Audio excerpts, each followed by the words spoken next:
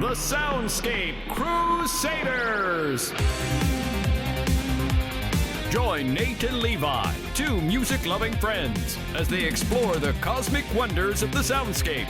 Their goal, discovery, as they pair music with media. It's a race against time as they face mysterious cosmic horrors that stand in their way. Will they complete their mission? Tune in to find out. All right, welcome back to the Soundscape Crusaders. This is what, episode 4?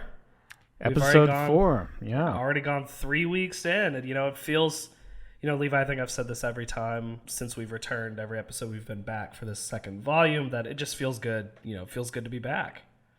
Yeah, it does. I'm really excited about this episode, especially because I'm always stoked to see what you bring, and it's guaranteed to be something that I probably haven't heard before, and just be an interesting thing to talk about. But like I said in episode 1, at least for my weeks, I want to come in with challenging stuff that'll challenge both of us.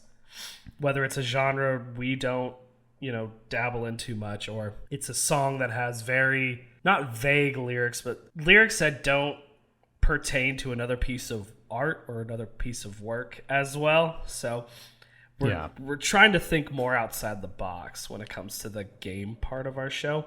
Yeah, because Volume 1 was something where we did kind of stay in our box for the most part. We tried to we had varied things that we talked about. We covered country, hip hop, and a lot of rock, right? A lot of rock. And I'm fine with that. Yeah, I like rock. I like rock too, and we're going to cover more rock. Part of that, I think, was because of our themed months, which we're going to do less of this time. But rock has so many subgenres and nuances in it, so you can pull from a lot. Yeah, and at this point, really, what is rock and what isn't, and what is pop, right? They kind of blend a little bit right now. Yeah. So that's a whole conversation. That's the kind of cool thing about music as it progresses is there are bands out there that borrow from so many other genres. Yeah. Which is, I can kind of get into what we're talking about today. The band and song we're going to be talking about today is a mashup of a genre we talked about in episode 1 of volume 2. Okay. So we're going for a shoegaze? Little sneak peek. This is a shoegaze subgenre we're going to be talking about today. Okay. So I did a lot of show prep. So I'm going to get into it. I'm going to do some kind of history and talk about this band and then kind of the lead up to this record, this song, before we listen to the song, before we dive into it. That sounds good.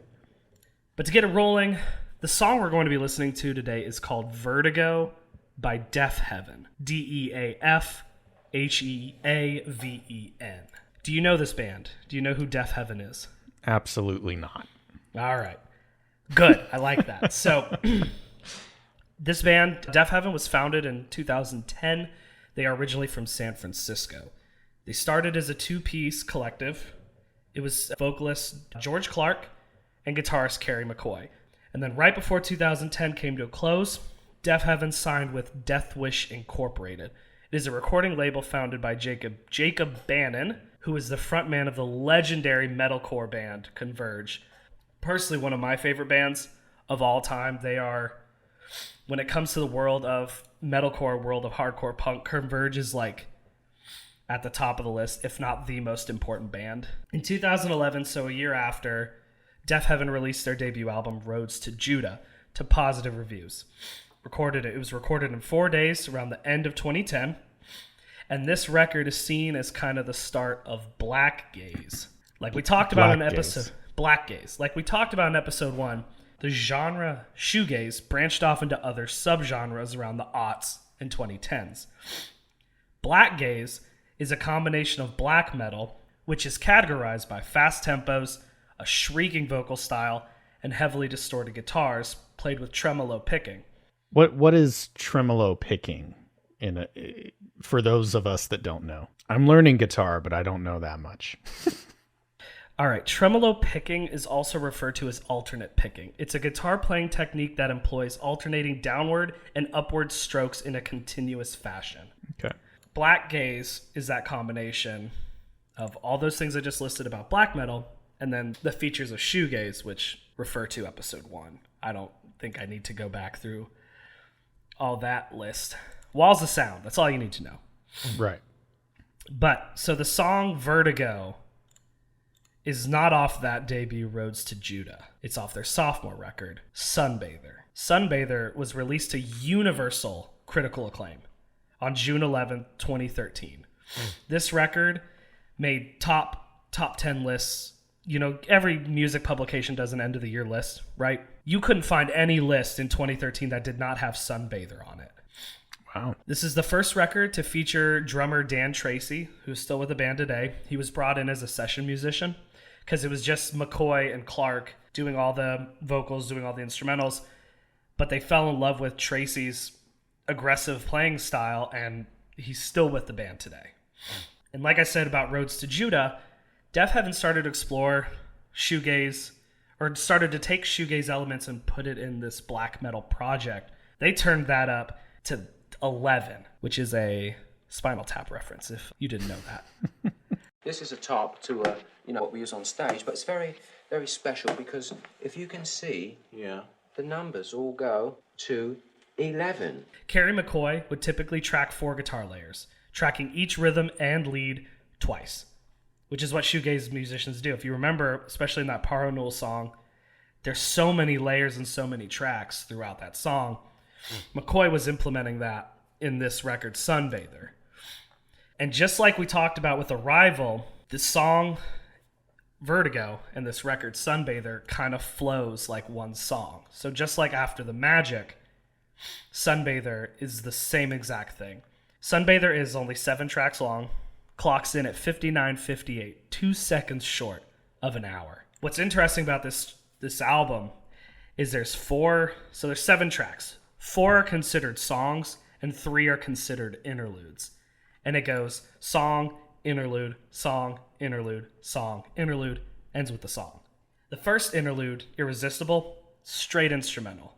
Second interlude, titled Please Remember, features vocals from Nej, which is snow in French, also known as Stefan Pout of Alcest, which is another black metal shoegaze kind of project. Really good. Alcest is really good. But he reads a passage from Milan Kundera's novel, The Unbearable Lightness of Being. And then the third interlude, Windows, features 2 interlaced audio samples. A drug deal between Kerry McCoy and his dealer, and then a street side preacher that they found in San Francisco. The interludes are interesting and they flow beautifully with the song. Those aren't songs I usually turn back to. The other 4 tracks, the ones that are songs, quote unquote, if you want to call them that, all phenomenal.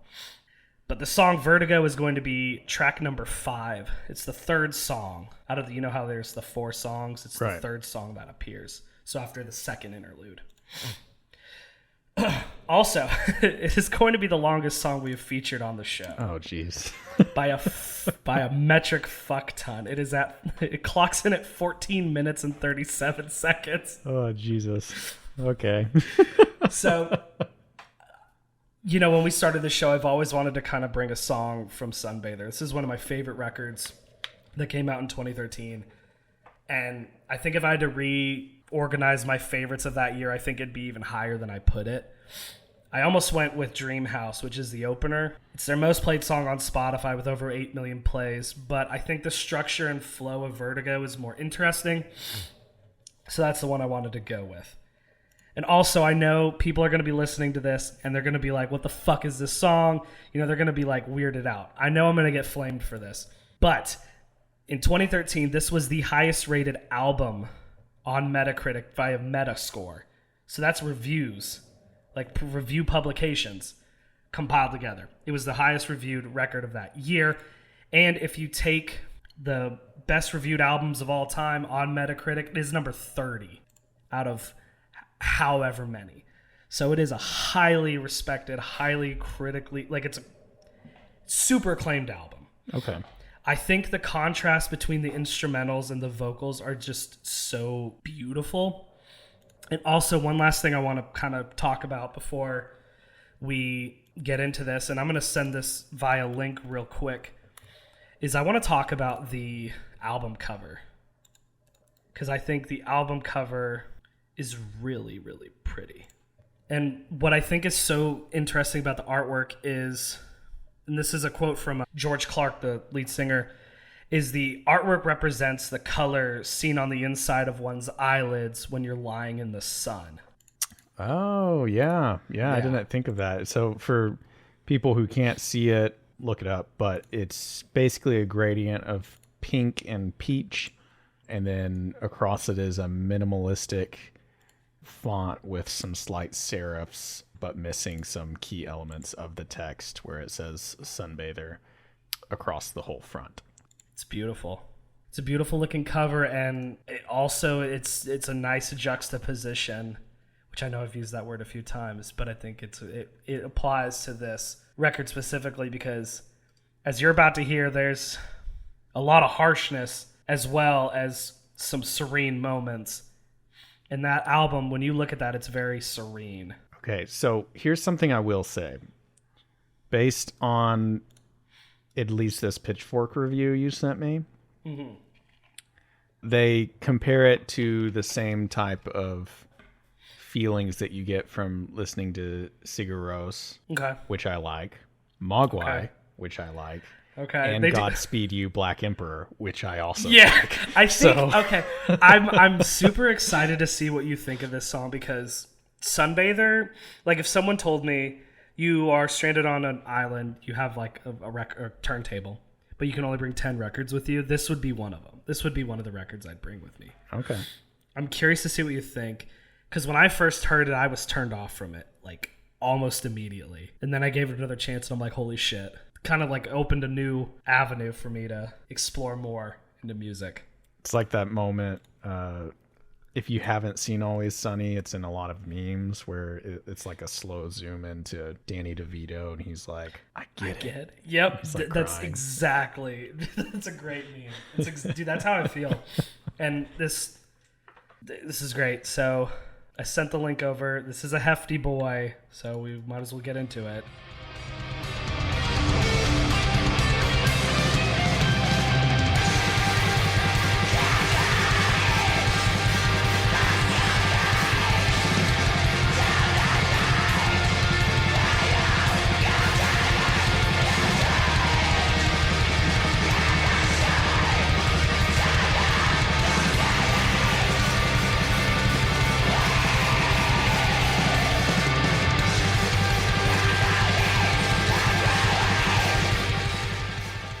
So, we just listened to a 14.5-minute song for the show, for those listening.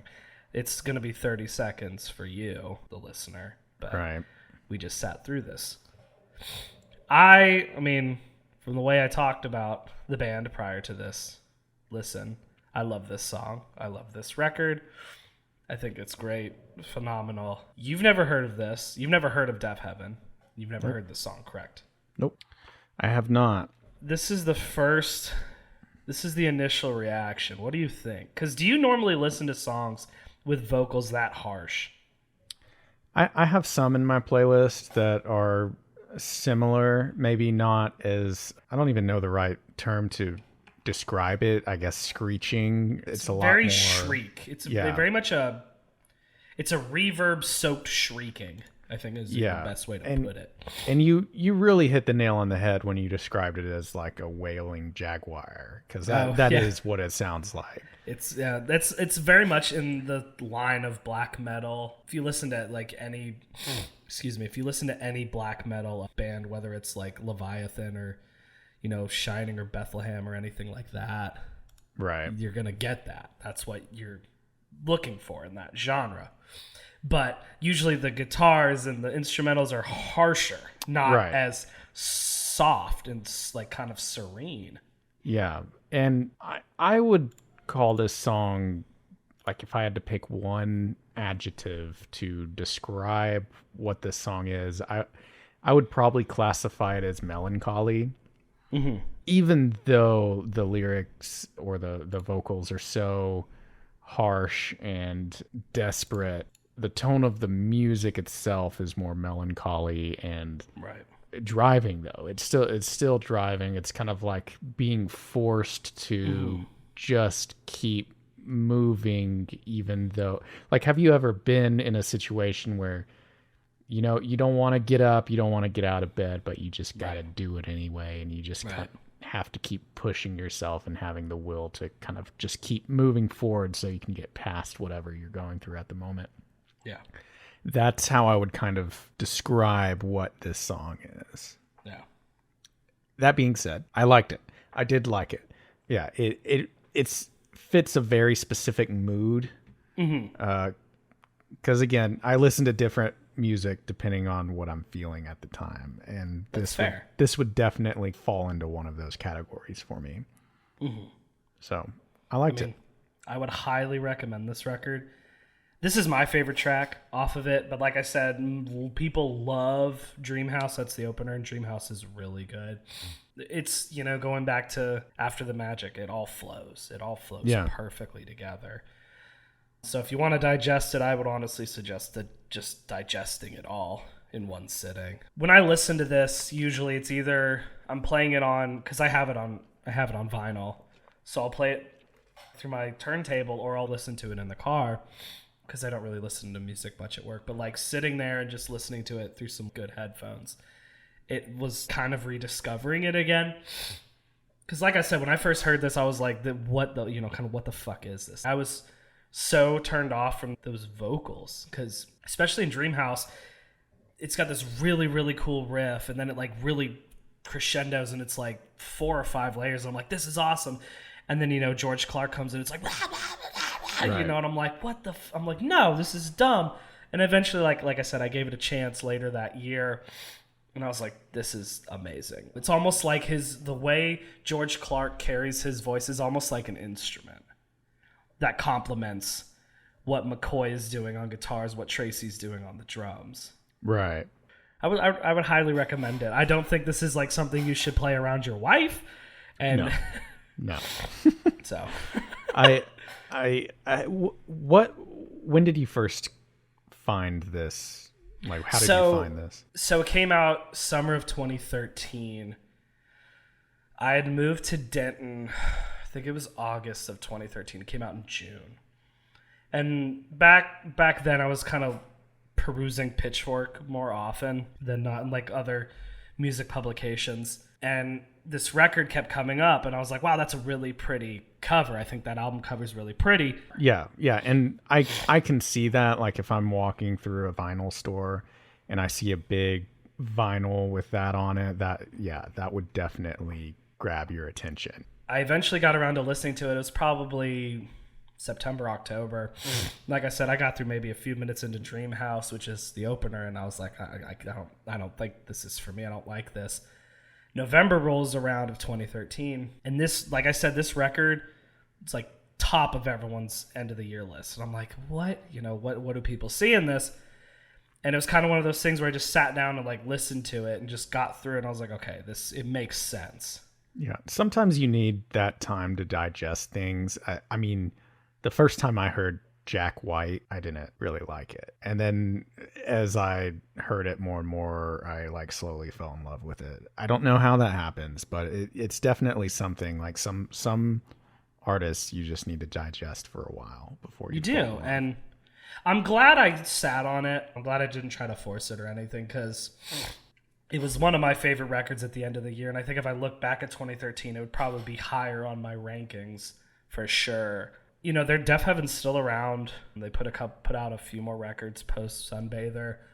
Nothing has been as good as this. That was really kind of like lightning in a bottle. What about it were you eventually drawn to? Because at first you were turned off by the vocals, and what drew you in? Like, what was the catch? Honestly, I think it's when I got to... So the Pecan Tree is the last song, the self-titled track, which is the third track. So it's after the first interlude. Has really good instrumentals, and I was super, super into that. And then I got to Vertigo, and I was like, this is really fucking good. Because it's almost like, to me, it's almost like you know how like there's these epic movies that are so grandiose?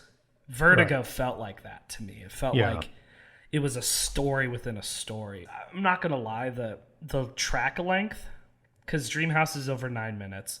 Sunbather's over 10. This one's over 14. Pecan Tree's over 11. These are long songs. Yeah. That's daunting. I'm not, I'm not going to be like, oh, that's easy. No, that's not. It's 14 the and a same half thing minutes. with long movies. Like sometimes that alone is enough to kind of back you away from it, Exactly. But this song feels like an epic in and of itself, same as this whole. And I think that was really captivating that people could extend a song like that and make it almost like a story within of itself in regards to the music and the arrangements and everything. So, and then after that, and I kind of like appreciated Clark's vocals, I went into more other harsher types of music like Converge, which is still one of my favorite bands today, Nails, and I mean there's so many other bands like I started to get into because of this. This was kind of like a quote unquote gateway drug into the hardcore scene, more or less. Yeah. So do you think if you heard it now for the first time you would still have that reaction? No, not at all. So you would be a lot more open on the first Very listen. much so. Very much so. I had like in college, and especially like with movies, I was like kind of a bit of a snob in a sense. Was like, oh, I only like the high art kind of shit. Yeah. Or like I only like I don't know, I only like Sufjan Stevens and that like singer-songwriter Americana shit or whatever. Can't really remember what I was super into. But as like I've gotten older, aside from becoming softer, I've definitely become more appreciative. Like we said in the last episode, the one that Lauren brought to the table, I don't think I'll ever listen to that again, but I appreciate what it's doing and what it brings to the table. Right. And I think it's important in its own right. And just, it's good to have that kind of perspective, whether you like something or not. Right. So, and as I got older, I've kind of like embraced that more. So if someone had come up to me and be like, hey, listen to this record, I'd probably listen to it all the way through in one go and be like, this is good. Like, I fuck with this. So I don't think I'd have as much of a pushback, if that kind of makes sense. That makes sense. Yeah. I was looking at the lyrics, and because I mean, in all honesty, I can't really understand it in the song. Yeah, you won't. No, I'd trust me, I don't either. But, and even then, when like you're following, yeah, this song, like it's not a typical like verse is here, it's not verse, chorus, bridge kind of thing. Right. And there's it's different a poem. parts. It is. And yeah. that honestly kind of the beauty of it, especially with these harsher vocalists and these harsher bands, most of their songs are it's poetry. Yeah. Yeah. And I would say if anybody heard this song and they're interested in listening to the whole thing and you like it, definitely like read the lyrics either during or after just to see and appreciate that. I mean, the first line is destined as the servant to the night, where your moon dreams of the dirt, and the only sharp tongue of your zealous will is only congruent with the salt in your mouth and the approaching eulogy of the world. That is... It's dark. Yeah. It's a little dark there, bruh. It's a very intense song. Genius says that he reflects on his past and regrets all the actions which brought him to his current state. So, and he's basically looking up at these penthouses, wishing and realizing that he'll never have what the wealthy have. So there's definitely like a lot of angst there. Mm-hmm. And that's kind of funny because the song is called Vertigo. Yeah. But in this, it describes him looking up, and you can almost imagine like a neck breaking feeling of like looking all the way up at this skyscraper that you'll never be able to obtain or have. And it's kind of a reverse thing, because I don't, if you're ever in like a big city and you go right under like a giant building like that and look up, Yeah. it's almost like that Vertigo It's daunting. feeling. It's very daunting. Yeah, and you almost feel like oppressed by it, which is very interesting to me. I just wanted to point that out. I mean, I think the song's great. I think it's going to really lead to some interesting picks for us. I'm excited. I guess we can move on to picks, figure out what we think matches the tone of this song. Every episode we go through. Take the song's themes and pair it with something, usually a movie, but it can be video games or TV as well, that thematically matches up with this song. So I'm going to go first since you picked.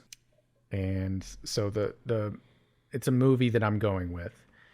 And this movie kind of explores the same themes of social inequality, and it brings me that same angsty feeling where there's that melancholy feeling and you get that throughout, but then with the screaming there's a lot of chaos and confusion throughout as well.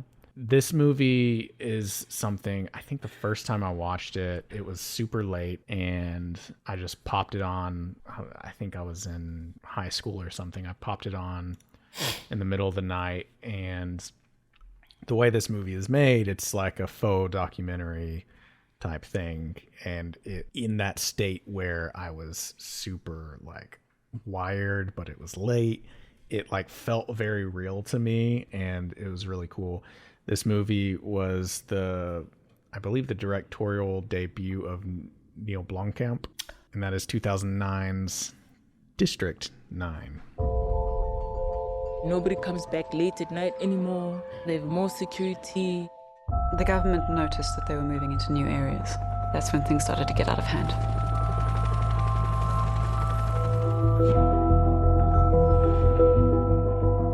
They don't belong here. They're spending so much money to keep them here when they could be spending it on other things. At least they're keeping them separate from us. I forgot how the first trailer, like that trailer is like a mockumentary. I mean, most of the movie is pretty much a documentary. So this movie was first created as a short film. Blomkamp's he created this short film, and he from what I understand, he's very savvy with 3D effects, and especially during that time it wasn't as commonplace. So he released this short, and I believe it got a lot of online attention because it looked so real to people. Just the way it was produced and the way he did the effects, it was very effective. And I believe what happened was that got the attention of Peter Jackson, and so they started a working relationship together. Because Peter Jackson everybody wanted him to make the Halo movie, the Halo Combat Evolved movie, which is based on the popular video game of the same name. And so he was like, I'm a little too busy, but what if I produce it and I get this guy over here? He made this amazing short film. He's very savvy with these things. I think he can do it, and I'll kind of produce it. And so he was like, well, I want to make District 9. And at the time when it was released, I remember everyone talking about this movie because it's one of those things that doesn't really happen anymore, where everyone's like, dude, it looked like real life. Like the aliens looked real, and the effects, like everything just felt like it was real. The only other movie that I feel like was kind of at the same point was in 2008 with Iron Man. And maybe Transformers, like that. The 07 one, yeah. Yeah, and that was like I would say like the peak, when CGI finally got good enough to where it could be utilized in the right way. But before it got overutilized and they started getting sloppy, because now you look at stuff. District 9 probably looks better than some Marvel movies now. So anyway, I watched this movie, I was blown away by it, and I loved it. Everything since then with Blomkamp, I can't really say I've been a fan of. I didn't like Elysium, even though it had similar themes and was very similar to District 9. I just don't think it hit in quite the same. Whereas like District 9 has, you know, the themes of social inequality and racial inequality, and very clear. The allegory hits you over the head. Yeah, for it's sure. it's very obvious. Right. And Elysium was very obvious too, but at least with District 9, it had the sleight of hand and the deftness to where it worked, and it had And the production design was really fucking cool. Yeah, it had a strong backbone, a strong emotional backbone, and by the time the movie ends, you're like, whoa, that was really cool. Yeah, that movie's really good. I really like District 9. I like this choice. Yeah. So big fan of it, obviously. So you've seen it, right? Yep. Well, luckily I don't have to. My dad's like super into movies. I didn't have to convince my dad to take me to this because I wasn't 17 when this came out in theaters. I was 16, so I couldn't get in by myself. So I needed an adult, and my dad took me, and we both were like, you know, blown away. I thought it was a really good movie. Yeah. You know, aside from the allegorical stuff, like the action's great, the weapon design is great, the ship design is great, the design of the prawns, the aliens that they call them prawns in the movie it's just so good. It's so well done.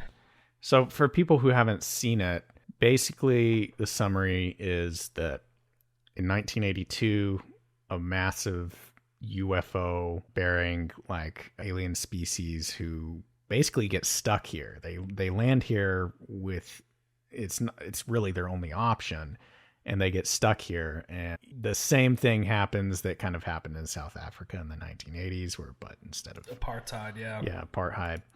And so it's basically that. So there's a segregated population of these prawns who are in South Africa and all the things that come with that. And we follow a man called Vickis, who's played by van der Verm. Yeah, he's played by Charlito Copley. Sharlto. Copley. Yeah. Yep. He's great. Yeah. He's a good actor. But yeah, I mean, this movie it was huge at the time. I feel like people don't really talk about it that much anymore. It was the talk of the town for a while, and it was even up for a couple Oscars. Yeah. If I remember correctly. Yeah, I think you're right. It's good. It's solid. The reason I picked it for this is because at one point Vickis becomes infected and he's slowly transforming, and it has this melancholic, sad vibe, but then it's contrasted with people literally getting dissolved by alien weaponry. Oh yeah, dude. The violence in that movie's fucking gnarly. Yeah, and I think it's a very unique perspective that you never see, where the extraterrestrials land here out because they're forced to. Yeah, and they're not immediately invading us. Yeah, they're immediately like taken over, and even though they have the technology to get here, they're not able to withstand. They're more peaceful than we are, and we basically take over their ship. The screaming I would equate with the violence. The screaming in the song I'd equate with the violence, and then you have like those heavier social themes that I think would be the softer side of the music. Mm-hmm. So I like it. I like this pick, man. This is good. Yeah. I'll fuck with it. So if you haven't seen it, I'd suggest watching it. Absolutely. It has 88% on Google reviews, 90% on Rotten Tomatoes, 81% on Metacritic. You can find it on, it looks like, HBO Max, Hulu, and Amazon Prime. So a lot of options. It should be relatively easy to find and watch. So huge recommend from me. It's a good movie. I recommend it as well. Sweet. Well, I guess we can go to your pick now. Yeah, I guess it's my turn. Interesting enough, I'm also choosing a movie. It's also a sci-fi movie that features extraterrestrials. And funny enough, this IP at one point was going to be helmed by Blomkamp. He was going to make a movie a part of this IP, but it fell through. Which alien movie are you picking? S? The one with the S? As soon as you said that, I was like, oh, okay. I'm picking Aliens, the 1986 science fiction action film. Just tell me one thing, Burke. You're going out there to destroy them, right? Not to study, not to bring back, but to wipe them out. That's the plan. All right, people, on the ready line. Are you me? Yeah! Are you me? Yeah! Get on the ready line, Marine! Get some to die! Get on the ready line! Woo! All right, you ready for me to just fawn over this movie? Yeah, I'm ready for it. Okay, so Aliens is the sequel to 1979's Alien, directed by Ridley Scott. This movie stars Sigourney Weaver as Ellen Ripley, the sole survivor of the Nostromo incident, which is the events of Alien. This movie also stars Michael Biehn, Paul Reiser, Lance Henriksen, Bill Paxton, William Hope. It's a great cast. It's an absolutely phenomenal cast. Yeah. Directed by James Cameron. So he just directed Terminator. He was still relatively new because he had done Piranha. It was two, right? Yeah, and Terminator. So Aliens is his third movie. Yeah, he didn't really even finish Piranha 2. So he did like half of Piranha 2. I think he got kicked off because Roger Corman finished it or something. Yeah, budget issues and them butting heads with him, and he's a perfectionist, so he wasn't having it. So then he went from that. He actually got the idea of the Terminator while having a fever dream. Yeah. During the making of Piranha 2. Because the fever dream was a guy came from the future to kill him, right? Yeah, like a robot. That's how he came up with the idea of the Terminator. And then he also went from... great movie. Yeah, great movie. And then he went from the Terminator to Aliens. So it was really technically his second directorial movie. So his sophomore right picture. And this is also the sophomore movie in the franchise of Alien. Sunbather is the sophomore record for Deafheaven. There you go. So one of the big reasons I picked this movie is I think Vertigo is such an epic song that ebbs and flows. It's like a sine wave. There's peaks and troughs. Yeah. This movie is epic in scale for sure. For a science fiction film. It is, you're following a group of these soldiers called Colonial Marines that are being sent to LV-426, which is the planet that the Nostromo landed on and the alien got on board. There's a colony called Hadley's Hope on LV-426 that has lost all communication. Weyland-Yutani has lost the company has lost all communication with Hadley's Hope, this colony. Ripley, being the sole survivor of the Nostromo, is brought on kind of as a liaison because she's the only one that knows kind of. She's not the necessarily expert. She's the expert, the bug expert, quote unquote.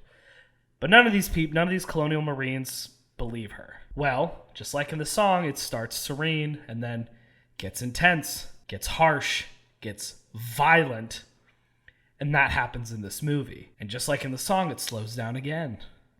And they think, the Colonial Marines think they're safe. Then it ramps up again. Then it goes down again right before the end. Ramps up one more time, which this movie has an infamous final scene. It's a good thing. Not infamous can be used in such a negative way, but the end scene of this movie is awesome. I'm not going to say it. I'm not going to spoil it because it is great, but there's a very famous line in that movie that is used a lot. Get away from her, you bitch! And just like in Vertigo, it ebbs and flows the entire time, from the serene to the harsh. Lyrically, it's more introspective than I think Aliens really is. I think Aliens fits more. Well, I think it fits more than you're letting on because the whole concept of Aliens is about corporations putting profits over people. You have instances every time. Yeah. For example, in the first Alien, it's Weyland-Yutani wants the alien. Yeah, he wants to use that, the company, want to use that, and so they send in these they're basically space truck drivers or space miners. Yeah. To go. No, they are space truckers because the Nostromo is carrying like this giant cargo load that they're transporting. I can't remember what planet they say, but yeah. Yeah. So it's basically like if, you sent a trucker to go to some super dangerous, like, I don't know, Russia or something to grab something. You're like sending them to a war zone to pick up something. Yeah. Their chances of survival are low. So I think there are themes of that, whatever you want to call it, social injustice, social inequality, looking up at the, monuments built for the wealthy while you're the lowly space trucker. Right. And this one's a little different because it's not the space truckers, quote unquote. These are trained professionals, even though they are out of their element. And that is apparent in the first encounter with the xenomorphs. Can you remind me so they want to go to this colony, it's abandoned. What's the motive of going? So to save people, or is it? Well, it's originally to save people, but Burke, played by Paul Reiser, is the Weyland-Yutani liaison. So there's two liaisons. There's Ripley, who's encountered the xenomorphs. Yeah. And there's Burke, who is the company rep. He wants to bring alien embryos back. Right. So it's back to bring the alien back. Yeah. Same kind of thing. Ulterior motives. So when did you first see this movie? This is a favorite of yours, if not the favorite. It's like it's top. So funny story. But like I said earlier when you were talking about District 9, it's not hard to convince my dad to go see a movie. He's like super into anything. And my mom, so I grew up in I grew up in a house of all boys. It's me, my two brothers, and my dad, and my poor mother. It's a testosterone-fueled household. One weekend, I think I was 11 or 12. So my youngest brother would have been 7 or 8. And then Nick would have been 9 or 10. My mom went on a girls' weekend trip. I think she had some friends. They all went to Florida, I think. They went away for a weekend. And my dad's like, hey, we're going to watch movies tonight. We're going to have a movie night. And we did a double feature of Alien and Aliens back to back. How old were you? 11 or 12. Okay. I was pretty young. Yeah. And fucked me up. I loved it. I thought the movies were great, but it scared the shit out of me. We all slept in my parents' king bed. Yeah. It was all four of us. It's one of those things where you watch it and you're fine, but it's when it's dark and you're laying alone in bed where you're like... I'm like, they're all, like, I'm literally thinking they're in the fucking ceiling. I feel like Hudson, where Hicks is like, that's in the room. You're reading it wrong. Yeah. Yeah. 7. 6. Can't be. That's inside the room. It's reading right, man. Look. Well, you're not reading it right. When you think of iconic monsters, there's Frankenstein, there's Predator, there's Dracula, Wolfman, and Alien. Yeah. It's up there. I think my first time watching this, I growing up, I was super scared of horror movies, so I never watched them. So I didn't watch these until college time. Mm-hmm. And I think what happened was there was one night Caleb had to house sit someone's place and watch their pets. Mm-hmm. And they were like, there's beer in the fridge or something. You can invite a friend over or whatever and just hang out. And so we went over there and we couldn't figure out how to get the TV to work. So we watched Aliens on like the laptop and like the sound was like not great or something. Mm-hmm. But regardless of whatever issues we were having, it was just an excellent experience. Like it didn't matter because the movie was that good. Yeah. And then after that, another good experience is us going to the Alamo Draft House. I think it was the 40th anniversary. I think so. It might have been the 40th. But what I love so much about that memory is they're now, it's, the corporate America. Yeah. April 26th is now considered Alien Day. Right. Playing off the LV-426. So the first year that this happened, which I think would have been the 40th anniversary for Aliens. Yeah. Either 39th or 40. At Alamo Drafthouse in Richardson. Was it Mondo that was sponsoring it? Yeah. It was a Mondo Alamo event. Mm-hmm. And they did a back-to-back showing of Alien and Aliens. Such a great time. It was so fun. And we were still in college at the time, so we were living in Denton, and we weren't even living together. Yeah. And we hustled all the way down to Richardson off of, what was it, like Beltline and 75 or something. Yeah. I mean, for reference, that's probably a 40-minute drive, something like that. It was probably 45, yeah. Yeah. So it was a bit of a drive for us, but completely worth it. There's themed food, drinks, T-shirts. So all-star cast, classic movie, big recommend from me too. Yeah, it's a huge recommend from me.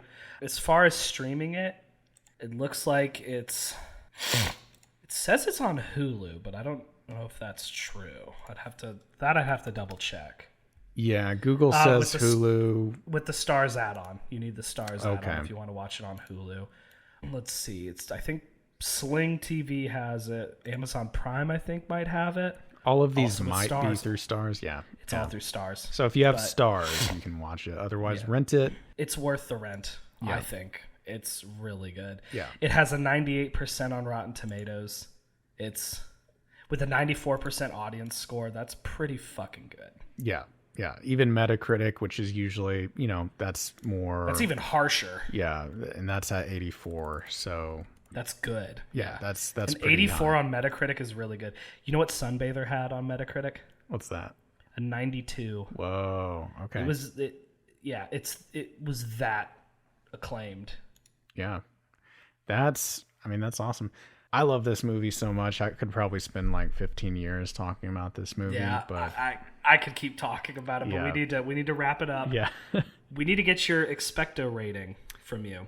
Expecto rating. Do a refresh real quick. Yeah. So we rate every episode. The person that didn't pick the song will rate on a scale of 1 to 10 how expected this was. Was it a complete surprise, aka a 10, or was it pretty typical, aka a 1? So somewhere on that scale. It doesn't mean if we liked the song or not. It has nothing to do with that. Just if we expected it from the host or not. Yeah.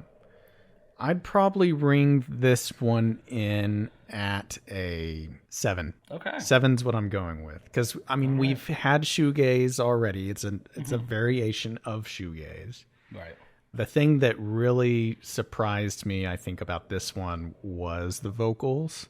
Right. In contrast with the very different music and melody and all of that. So yeah, I think this is a solid 7. So cool. We're leaning closer to the I think the 10 should be something that's almost unobtainable. Right. Like 10 will be hard. Yeah, 10 will be very hard. 10's gonna be hard. Yeah. But I think we're getting up there. We're getting up there. Yeah, made some progress. I've made some progress. Well, I'm glad you liked it. I was a little nervous coming in to this episode with this song because I didn't know how you would react to those vocals. I knew the instrumentals would be fine. I knew you'd fuck with that. I knew you'd be super into it. Yeah. The vocals are, for myself, it was a turn off in a sense. So it was just, I'm glad you liked it. I think I'll throw it on a playlist. I'll definitely be listening to it again. I love anything that kind of feels cinematic in a way, and the instrumentals on this definitely do have a feel of, there's a lot of emotion behind it, and that's something that it really resonates with me. So I will always find a way to turn something like that on. Sounds good. Sweet. Cool. And well, that's the end of the show. You can find us on Spotify. You can find us on Apple Podcasts. Anywhere you digest your podcasts, we'll be there. Follow us on Twitter at Sound Crusaders, and then TikTok and Instagram at Soundscape Crusaders. Until next time, Levi, I'm excited to see what you'll bring to the table.